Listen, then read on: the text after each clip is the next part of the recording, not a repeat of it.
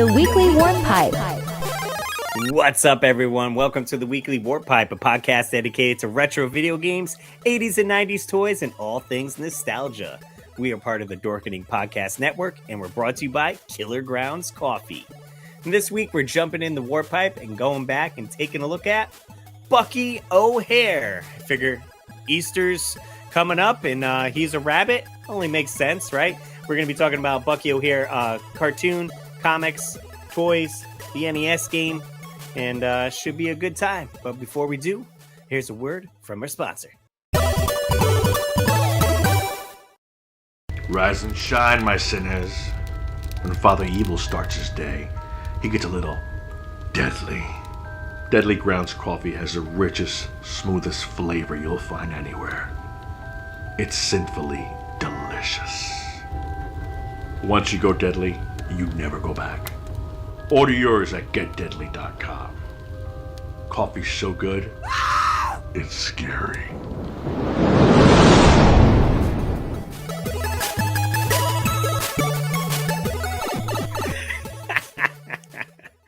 What's up, everyone? Welcome back to the Weekly Warp Pipe. I'm Russ Lyman. And I'm Bucky O'Hare.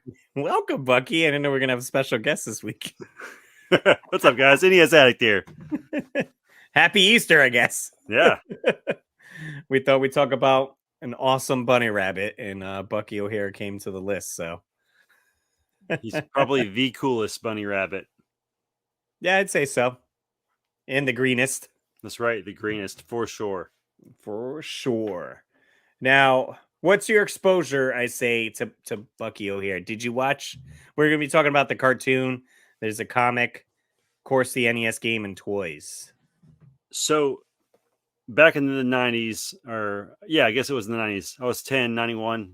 And I just remember watching the cartoon. And the only thing I really remember about the cartoon was this one snippet from the theme song.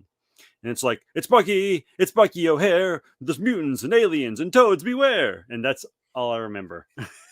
Definitely sounds like a 90s like catchphrase. It could be almost like a in the commercial for the toys or something. Right, absolutely. Nice. But yeah, I just remember, it obviously stuck out that he was a green rabbit. I think I probably only watched the cartoon maybe like 2-3 times. I didn't really get super into it. Not like it didn't strike me the way Ninja Turtles did, or probably the way they hoped it would, Right, because that was kind of the era of, okay, let's do anamorphic animals doing stuff. So we got turtles. What else could we do? All right, let's get, Battletoads, of course, came from that. And then Cowboys of Mumesa. Right. So, and, throw space into it. You're like, all right, it's a rabbit from outer space. Let's give them some other characters to go with it. Yeah. Yeah. So, I really didn't care about Bucky O'Hare until I was much older. And then when I started collecting NES games, there was all the lore behind how great Konami's Bucky O'Hare NES game was. So then once I got that, I was like, oh, all right, sweet. Now I need this toy. Right, to go with it. Yeah. So they just happened to have it at the game store that I shop at frequently. And it was sitting up on the shelf. And I'd always bug the store manager there, Robin, like, can I please buy Bucky O'Hare? And probably 2-3 weeks, he was like, all right, fine, just take it. It's like, I'll get another one in. But yeah, what was your exposure to it, Russ? Yeah, I'd say I don't remember the cartoon, so I can't say that I watched the cartoon itself growing up, but I definitely had the NES game. But later, I didn't have it in the 90s. I probably picked it up in late 2000s. Again, like you were saying, people raved about it.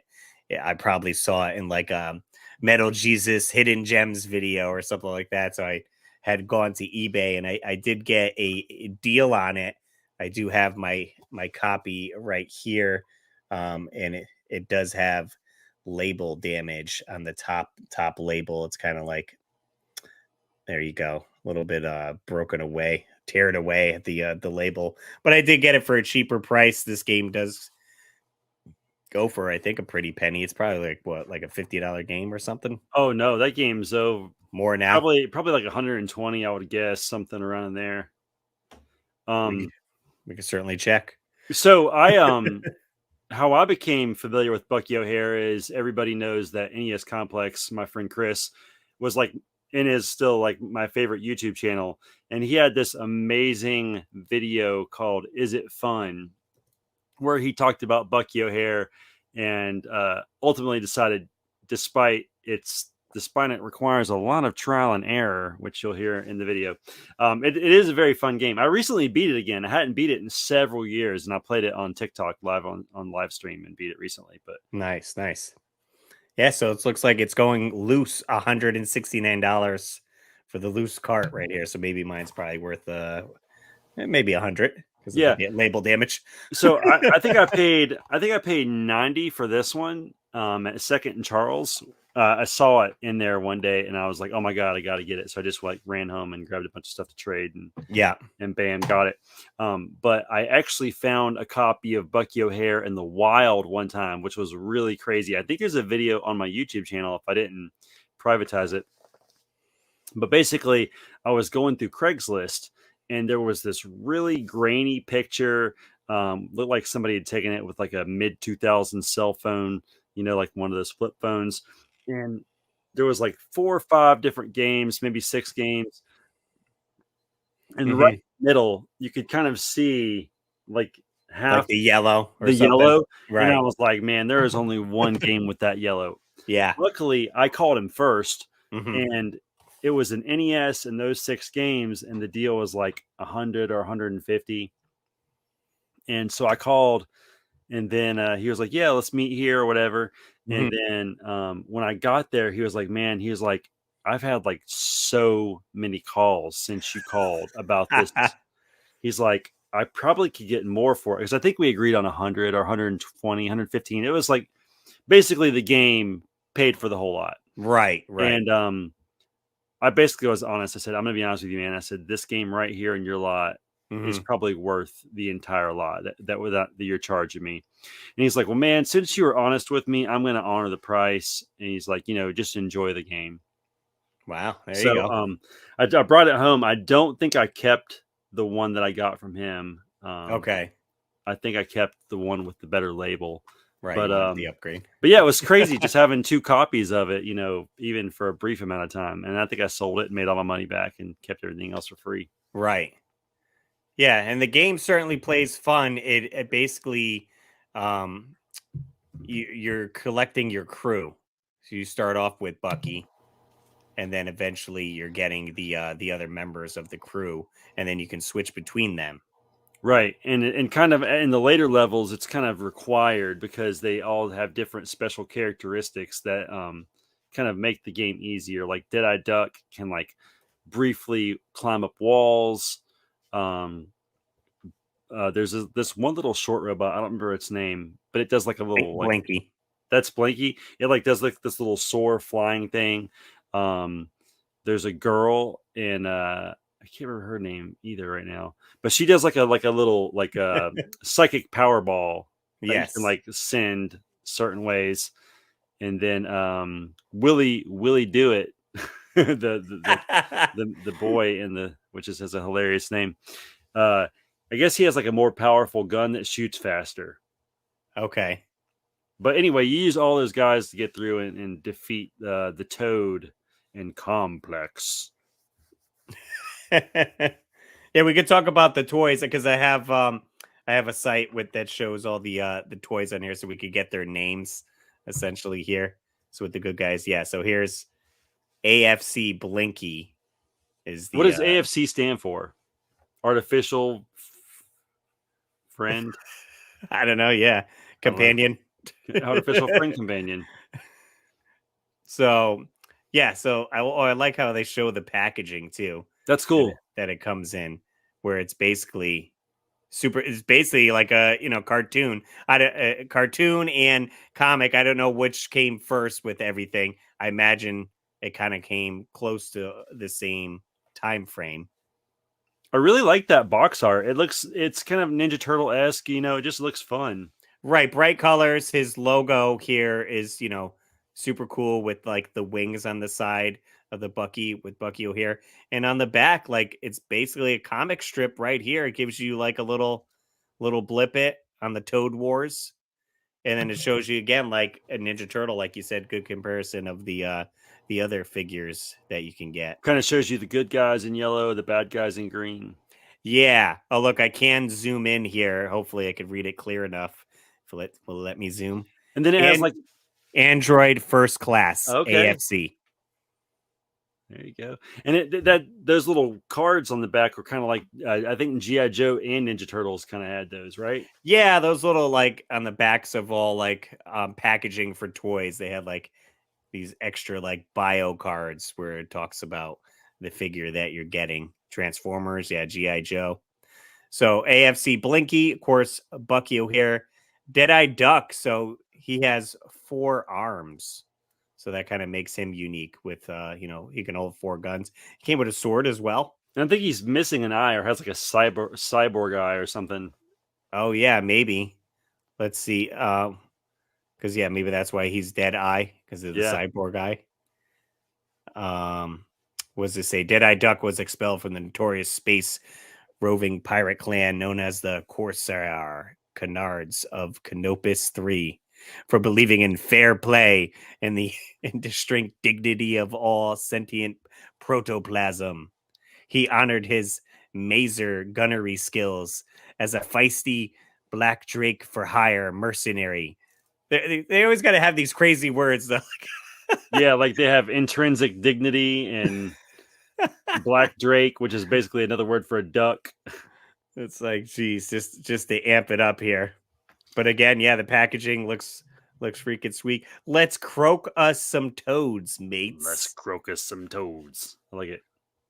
Very cool. And so, the toy line, I guess, is the Space Adventures of Bucky O'Hare, the Toad Wars. Yeah, I guess that's the full thing. Super cool. I do have two action figures. I could obviously Jay has Bucky. I too got me a Bucky O'Hare, and I believe I probably just picked him up online somewhere. I am missing, all the accessories. Same here. So it's just the loose figure, but he does have his cape on. Maybe people lost that. And he's fairly short compared to like the other figures. I do have one of the bad guys here who is I think it's Toadborg is his name. I like it. I believe he looks cool, but he's significantly taller, and I saw him in the wild, and I just knew like that's Bucky O'Hare, like the style, maybe the colors and stuff. Where'd you find it at? This was at like a game convention. I was probably at one that I had gone to, and just happened to see him, and I was like, oh, let me pick him up for a few bucks. So yeah, here we go. Toadborg. I was right. So I think one other cool thing about the Bucky O'Hare figures are you could like probably mix and match these guys with turtle figures. Like they look like they would go up against like some turtle action figures. Right. Almost the same stature. They could definitely be fighting Ninja Turtles for sure. A couple other we'll finish up on the good guys here. We got Bruiser, who's like a big ape. Yeah, big ape. He's got some like armor on him. And we also got bad guys there. Commander Dogstar. Why didn't him or Bruiser make it into the game? Oh, that's true. Yeah, we didn't see them in there. Looks like he has 2 guns. I guess they're just facing each other. Yeah, he comes with 2 guns. Just don't rub me the wrong way, Toad Face. I like how they always got to have some catchphrase. Yeah. Oh wait, that was had cool. A price sticker on it. That's what I said. It had a little price sticker on it. Where $4.99. I don't know the place there. Has like a bear or something on it. Weird. Yeah, I can't say I remember seeing these at any like KB's in the store, or remember it at like Bradley's or anything like that. There's Willie Do It. Willie DUWWITT. Willie Do It. Willie Do It. Willie Do It. I don't know. He's got some messed up feet and knees. Well, I'm like, it's very it's like he's in a spacesuit that looks like a monkey. Yeah, that's weird. If the best way I could describe it. So I don't know the backstory story of him. Maybe we can read it here and see, like, is he in a spacesuit or what's going on? Willie Dewitt is a 10-year-old scientific genius from an alternate space-time continuum known as San Francisco. No, of course he is. In the Anaverse, Willie's outward appearance is that of a partially shaven, God, I don't know if I could say this word here, Beta Guzin Berserker Baboon. So just like Bruiser. Okay. Even though he has none of their alarmingly antisocial habits. And seems to be quite competent in the field of warp drive repair and photon accelerator maintenance. Aiding him in his adverse adventures are his everyday Earth toys and possessions. So you know why they say Aniverse? Because it's like universe, but for animals. Aniverse. What nice, clever. Well, that's a clever one there. I'd say props to the people writing these here. They got to use all these. You double up with the same letter, word, or whatever to make it sound more wild. That's it. But yeah, I definitely would like to pick up a couple more Bucky O'Hare toys. At least maybe with some of the accessories. Did we go over the bad guys? No, we still got to go over the bad guys. If you guys, because I want to know more about Captain Toad or whatever his name is. So the bad guys, I'll read them all out, and then we can. They have 4 listed. Al is going Al Negator, who is a alligator. If you didn't know, he's purple. Look at his green teeth. He looks awesome. Yeah, purple, green teeth. He's got some like armor on. Stands a lot taller. All the bad guys, I feel, stand a lot taller than the good guys. Hand over your valuables, or I'll irritate your ganglia. Weird. It's his slogan there.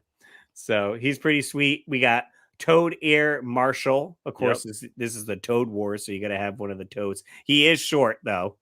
So he's one of the short guys, but is also a bad guy. He's like the master. Right. Obliterate the filthy mammals, he says. And he's in like almost like a mech suit or something like that. Yeah. He has a really weird smile, too. It's like kind of lopsided. And then I guess they took this off of like Star Wars, a Storm Toad Trooper. So it's just a toad. Probably their generic, like they have a bunch of these in their army. Build your armies out of the Toad Troopers. Shoot the mammals and not other toads. Shoot the mammals and not other toads. Maybe he's like robotic, so it's like shoot the mammals and not other toads. Shoot the mammals and not other toads. I dig it. What's it say here? Yeah, legions of aggressive and mindless storm toad troopers serve as the perfect grunts for the insane computer planet Complex. With a K. Their sole mission is to plunder the Aniverse of its raw materials in order to resupply and expand the memory banks of Complex. So yeah, Jay got it on the money there. They're like, I think robots. It's funny that NES Complex reviewed it. I don't remember if he made a joke about his name or not in it. And then the one that I have, the Toad Borg, is a little bit taller one. I do like his box art. Looks super awesome. Like the cartoon picture of him, like to the next of it, looks like menacing. He looks like he has bull horns. It does. Yeah, I don't know why he doesn't have horns on here. Yeah, that's weird. My sensors detect the unmistakable stench of mammals. Oh, Lord. We're in trouble, Russ. That's it. So let's see if I could get any information on when here's the toy line. 1991, toy company Hasbro released the line of action figures based closely on Bucky O'Hare series. Most of the major characters were represented. 2 vehicles were released. The good guy vehicle was the Toad Croaker. The bad guy vehicle was Toad Double Bubble. Yeah, there they are. The Toad Croaker. That looks pretty weak. Yeah, it's like a submarine spaceship thing going on. But they like sit on top of it. So it's okay. Yeah, they sit in it and it looks, so they're supposed to be smashing the toads, I guess. Oh man, he looks like he is getting smashed for real. That was gross. So that's the Toad Croaker. Oh, it's Yeah. got like a bonger on the bottom. A what? Yeah, exactly. I knew that word didn't make no sense. So it's like a spring, like you like squish the toads. I Like see. bong. This green thing, right? Yeah, so I made up the word bonger, sorry. I dig it. And then we got The double bubble toad trouble. I like this one a little bit better. Me too. That one looks like a toad. I like the fact they can get in the eye sockets. Looks Right. And it's got like claw hands on each side. yeah. I could see this one being pretty fun. I feel like a good these would be good bathtub toys. Yeah, it gives me bathtub vibes too. I'm gonna take this one in the bathtub, Mom. So good. So yeah, those are the toys there. What else does it say on the toy line? The line was terminated before the next two series of action figures could be finished. There are several photographs available online of the unreleased figures. Some completely painted with accessories, others unpainted prototypes. Oh wow, that's cool. In 2017, Boss Fight Studios began to release new Bucky O'Hare action figures. These updated molds featured multiple points of articulation, interchangeable hands, and faces. The first two to be released were Bucky O'Hare and much anticipated first mate Jenny. Yeah, because Jeannie was the girl. Yeah, there wasn't a Jenny action figure in this, at least this catalog here. there's no female representation, unfortunately. Right. But they do have now new action figures. Let's see. Yeah, and these look sweet. Oh wow, that looks really good. Yeah, with the again, you get a bunch of hands and positions and everything. I think they were pretty pricey. Did I you wanna see the say. Buckies side by side, like the new one and the old one together? Oh no. Well, You can see how janky the old one looks. I think it's right there, two pictures below that picture. Oh yes, yeah. So the Bucky you and I have, he's kind of like fat and stubby, and like the new one, and with really big feet, by the way. The new one's a bit more slender and taller. Right. I feel like he'd be able to get around a lot faster. Oh, did they come in? Did they repackage them in this too? Oh wow, that's kind of cool. Because that looks awesome if they redid the packaging. Oh, he has like multiple faces, like face off. This is on Amazon. Yeah. Oh, you can't buy it though; it's not available. Hmm. But that's freaking sweet. Oh, you could get is the duck in stock? $31.99 for a dead-eyed duck. Yeah. So not like Hot Toys prices, but still pretty good, I'd say It for depends good on action figure. how big of a Bucky O'Hare fan you are, which I would say I'm only mildly interested. Right, like it's not that nostalgia like Ninja Turtles that we had Right. being in Turtle Fever. Had I watched the cartoon religiously and we'll get to in the comics, maybe read the comics, I probably would have scooped up some more. Like I bought the NECA turtles, Yeah. but I don't know if I would spend, $40 essentially for some Bucky O'Hare. Yeah. I think I only paid $1 or $2 for this guy, or I might even been given it free. But the only reason I wanted it because I was interested in the game. Right. You're essentially tying it to the video game. I love the NES game, Yeah. and maybe you want it on the shelf Yeah. with the figure next to it, and it looks like a good display. Exactly. That was pretty much my thought. So, I did try to watch one of the cartoons today just to kind of get a feel for it because I hadn't seen it in a long time. Okay. And, it was okay. I won't say it was great, but in all honesty, I went back and watched Turtle episodes, and they're not that great either, in my opinion now. So, He-Man, Turtles. I wish it held up better, but I'm kind of like I get a little bored watching it. So, Gotcha. Bucky O'Hare and the Toad Wars came out September 8th, 1991, and it ran 13 episodes. So it only had one season. So I was 10 and you weren't quite 10. Right. Differences from the comics, it says. Most of the ideas from the comic book were used for the cartoon, with several major differences. The parallel universe the story takes place in is named the Aniverse. Willie Do-It can travel freely between Earth and the Aniverse instead of being stranded there. Bruce is transported to another dimension instead of killed. Oh, okay. A little edgy. Yikes. The Toad Empire willingly following Complex instead of brainwashed. Oh. Deadeye has a southern accent instead of a Scottish accent. Let's see. Jenny reveals her. What is that? Phasonic powers. I What are guess so. phasonic? Let's see. I bet that P is silent. It's probably just sonic powers. Yeah. Like psychic. Okay. Silent. The cartoon explored more of the universe and followed a loose, unfying arc, with Bucky's home planet of Warren being captured by the Toads in the season premiere and rescued in the finale.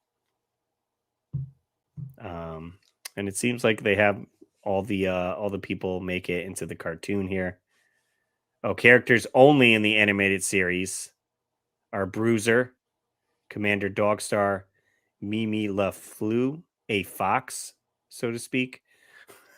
They say Fricks and Frack, the Air Marshal's two bumbling subordinates, and Al Negator. So they were only in the animated series. So they were in that, and obviously in action figure form, because we got Bruiser, Commander Dogstar, and Al Negator in there. What are some episode names here? Let's look. War of the Warts. I like that. Was episode 1. It's a 2-parter, so part 1. And part 2 was a fistful of simulins. I don't know what that is. I can't see it well enough to read it. Let's see. The Good, the Bad, and the Warty. I like that one. Home Swampy Home. On the Blink. That's pretty good. The Complex Caper. I think you missed Cretan Conspiracy. Yeah, Cretan Conspiracy. The Search for Bruce. That's kind of lame. They could have come up with something better for that. The Search for Bruce. Corsair Canards. The Artificers of Albernine. Say that 5 times fast. I know it. The Warriors. Bye Bye Berserker Baboon. And The Taking of Pilot Jenny was 13. Jenny has been captured by the Toads. Toadborg is ordering a trade for a recently relinquished climate converter, unaware of Bucky's true objective. Sounds intriguing. And before we get on to more awesome Bucky O'Hare facts, let's hear from another podcast on the Dorkening Podcast Network.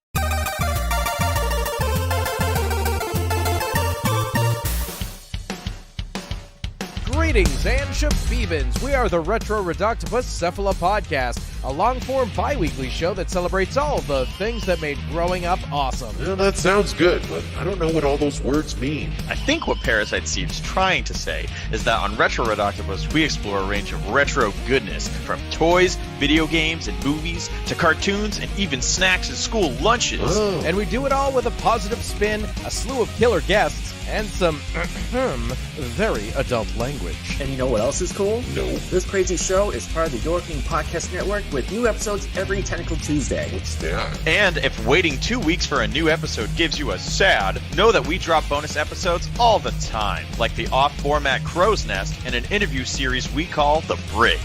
You can listen to Retro Reductopus on Apple Podcasts, Spotify, Stitcher, or any app that's cool enough to carry the only show that celebrates all the things that make growing up awesome. We do have the Bucky O'Hare cartoon intro, which we could watch. I don't know how loud this is going to be, but brace yourself, I guess. Hopefully the audio comes through.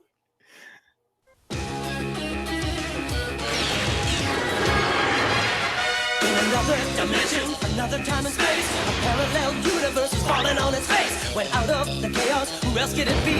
But the animal adventurers from SPACE. Bucky! Captain Bucky O'Hare. Mutants and aliens and toads beware. You're looking for adventure, well this is it.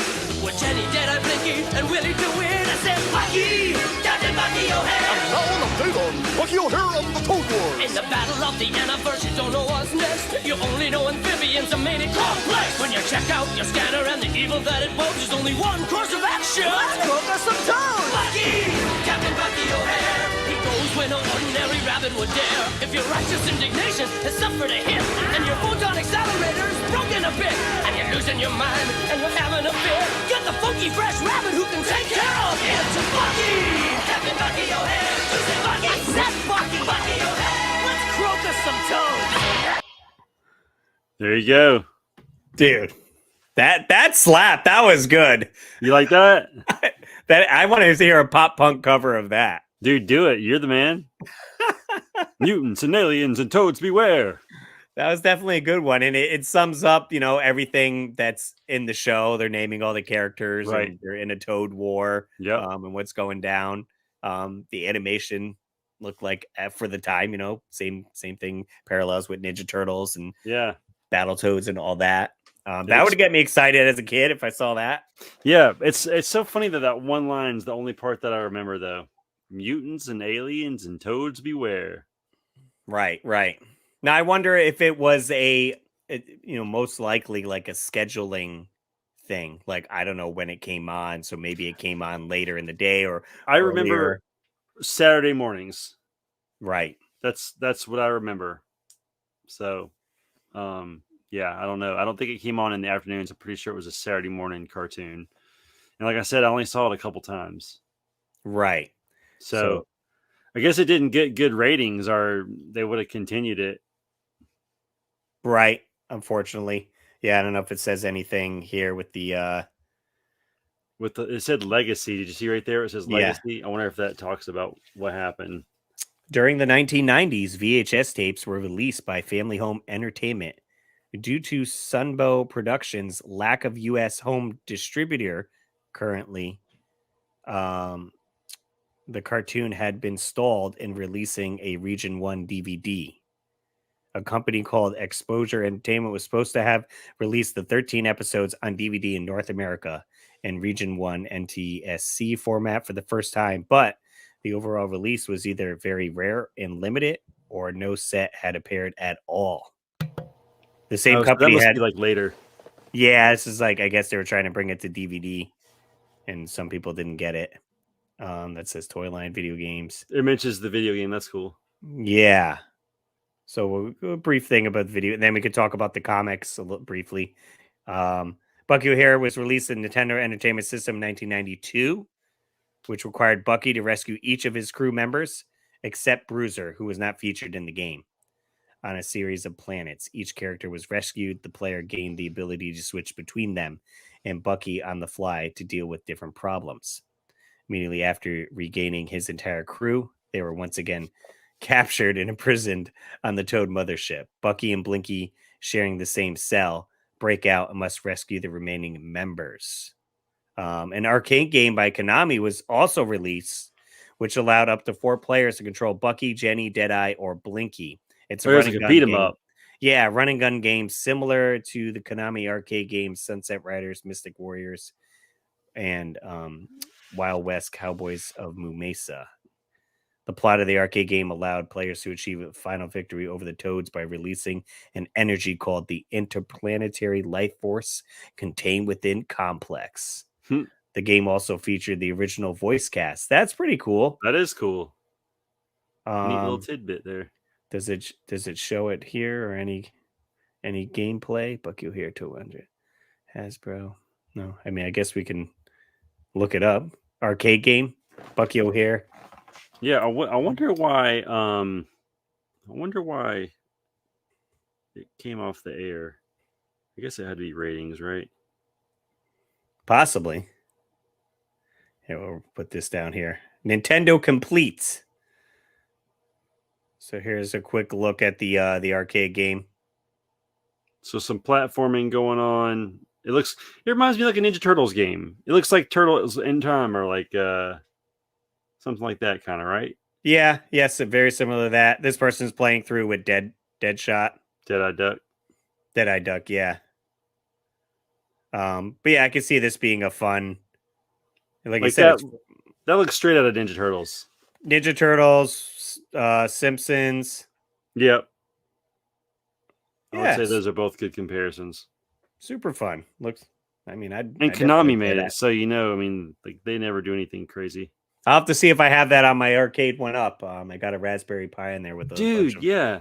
Hey, I need to talk to you about that. I need to do that in mine. So, And then let's talk about, I guess, the comic book itself.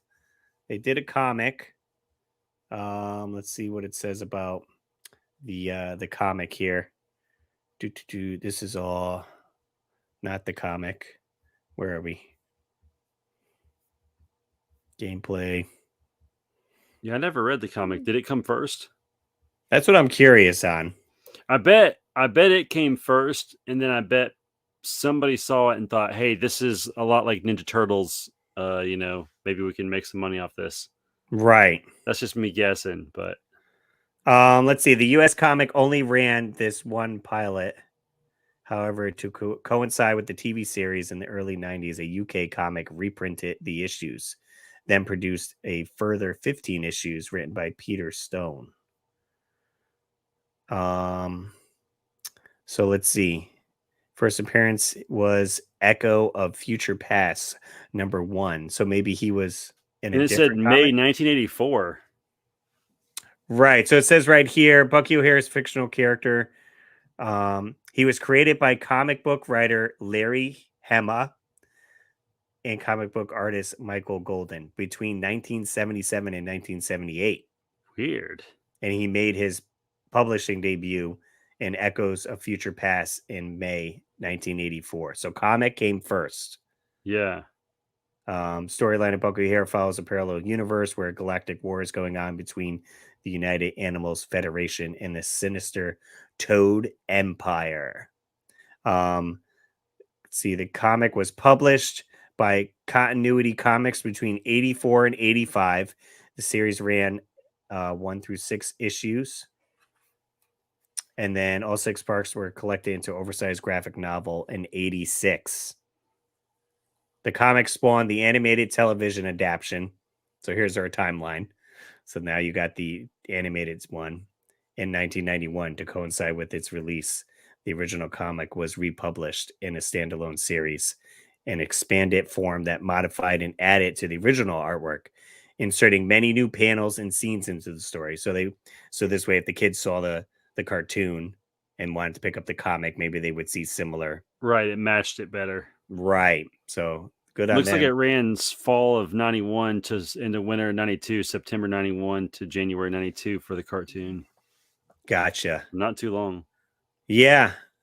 Again, I don't know why, they're oh, you know what? I was reading all that. You guys couldn't see what I was talking about. That's all right. If you're listening, then you didn't see it at all.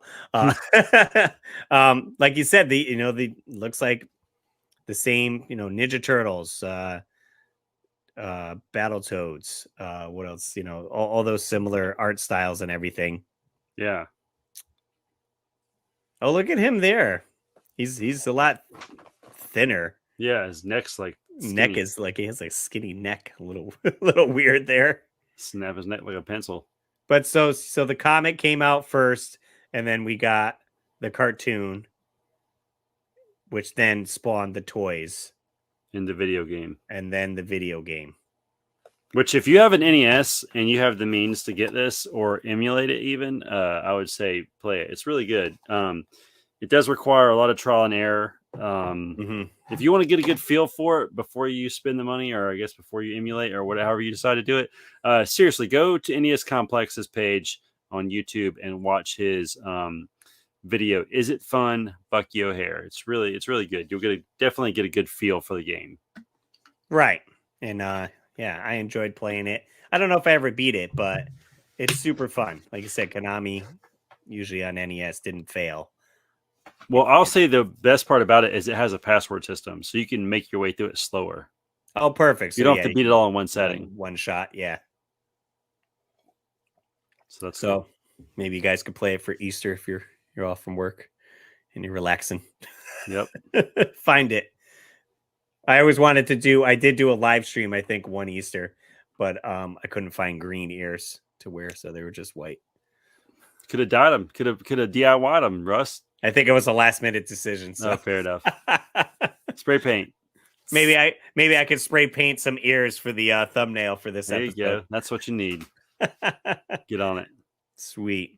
Hey guys, if you want to give us a call, we got a phone number, 949-682-9277. You can leave us a voicemail, text message about maybe future episodes you want to hear, or just tell us how we're doing. That'll be fun. And you can check us out also on the weekly warpipe.com. All our episodes, merchandise. You can pick up a weekly Warpipe mug. We got magnets and all the fun stuff there. Every Saturday at 7 a.m. And we got our shorter podcast every Wednesday at 7 a.m. The Warpipe Wednesday. It's like 15, 20-minute episodes. If you can't get enough of us. That's right. Give you that midweek fix. As always, I'm Russ Lyman. And keep your world fun bit by bit. Take care, guys.